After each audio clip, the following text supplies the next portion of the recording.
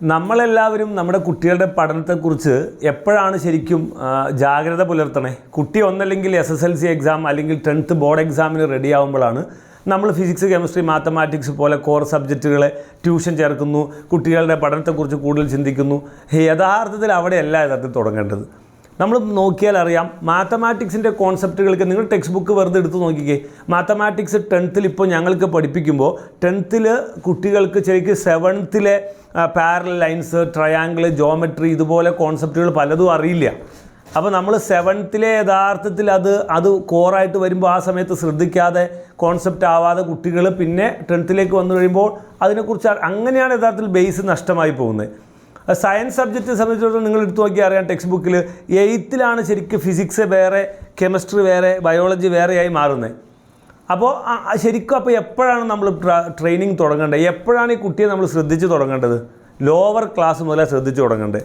നിങ്ങൾക്കറിയാം, നമ്മൾ ഈ IIT പോലെ നല്ല ഇൻസ്റ്റിറ്റ്യൂഷനിലേക്കുള്ള പ്രിപ്പറേഷനിലൊക്കെ കുട്ടികൾ, നോർത്ത് ഇന്ത്യയിലെ കുട്ടികൾക്ക് ലോവർ ക്ലാസ് മുതൽ അങ്ങനെ തന്നെ പ്രിപ്പയർ ചെയ്ത് വരും.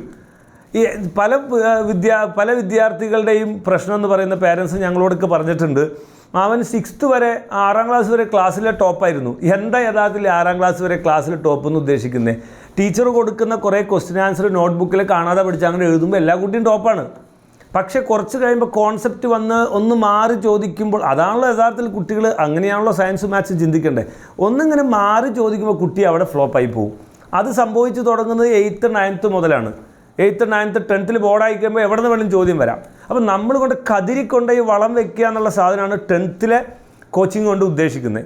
അപ്പോൾ യഥാർത്ഥത്തിൽ ഒരു കുട്ടിയെ നമ്മൾ ബേസ്, ഞാൻ ഉറപ്പിച്ച് പറയുന്നു, മാത്തമാറ്റിക്സിക്ക് ഒരു 7th മുതൽ തുടങ്ങണം. മിനിമം ഒരു 8th മുതലെങ്കിലും നമ്മൾ ഇതിനെന്ത് ചെയ്യണം? അപ്പോൾ പുതിയ NEPയുടെ പദ്ധതി പ്രകാരം യഥാർത്ഥത്തിൽ 8th മുതൽ 12th വരെയൊക്കെ ഒറ്റ സെറ്റാക്കുകയാണ്. അതിന് കാരണം അവിടെ മുതൽ കുട്ടികളെ ശ്രദ്ധിച്ച് തുടങ്ങണം. Especially physics, chemistry, mathematics. എങ്ങനെയാണ് ഒരു ക്വസ്റ്റ്യൻ മാറി വന്നാൽ, അല്ലാതെ കേവലം കുറച്ച് ക്വസ്റ്റ്യൻസ് മാത്രം പഠിപ്പിച്ച് അത് തന്നെ വീണ്ടും പരീക്ഷ എഴുതുകയല്ല. ക്വസ്റ്റ്യൻ എങ്ങനെ, അപ്പോൾ കുട്ടി ശരിക്കും ചിന്തിക്കേണ്ടോ എന്ന് പേരൻസ് ഉറപ്പുവരുത്തണം. ഏതെങ്കിലും മുഖേന ഉറപ്പുവരുത്തണം. നമ്മൾ തന്നെ ചെറിയ ചെറിയ ടെസ്റ്റുകൾ ക്വസ്റ്റ്യൻ മാറ്റിയിട്ട് കൊടുക്കണം. ഓരോ ടോപ്പിക്ക് പഠിപ്പിച്ച് കഴിയുമ്പോൾ നമ്മളിങ്ങനെ മാറ്റിയിട്ട് കൊടുക്കണം. ഇല്ലെങ്കിൽ അതിന് പറ്റിയ കോച്ചിങ് കിട്ടിയെന്ന് നമ്മൾ ഉറപ്പുവരുത്തണം. പരീക്ഷയുടെ തലേന്ന് പല പാരൻസും നമ്മൾ എന്താ ചെയ്യുന്നത്, പരീക്ഷ ടൈം ടേബിൾ വന്നു കഴിയുമ്പോൾ അതിനെ തലേന്ന് കുട്ടിയെ അത് മാത്രം പഠിപ്പിച്ച് വിടാൻ നോക്കും. അല്ല, അത് ചെയ്യുന്നതും കുട്ടിയെ നമ്മൾ നശിപ്പിക്കലാണ്. പിന്നെ നമ്മൾ കുറ്റം പറഞ്ഞിട്ട് കാര്യമില്ല. അപ്പോൾ യഥാർത്ഥത്തിൽ ശ്രദ്ധിക്കേണ്ടത് ഞാൻ പറഞ്ഞ പോലെ നല്ല കോൺസെപ്റ്റ്, അത് കോൺസെപ്റ്റ് ഉദ്ദേശിച്ച മിറർ എന്ന് പറഞ്ഞാൽ ഇതാണ് മിറർ, ട്രയാങ്കിൾ എന്ന് പറഞ്ഞാൽ ഇതാണ് ട്രയാങ്കിൾ, അതിൻ്റെ ബേസ് ഇന്നതാണ് എന്ന കുട്ടിക്ക് ഉറപ്പുണ്ട് എന്ന് നിങ്ങൾ ഉറപ്പുവരുത്തണം. അതാണ് യഥാർത്ഥത്തിൽ നമ്മൾ കുട്ടിയെ ഡെവലപ്പ് ചെയ്യാൻ ചെയ്യേണ്ടത്.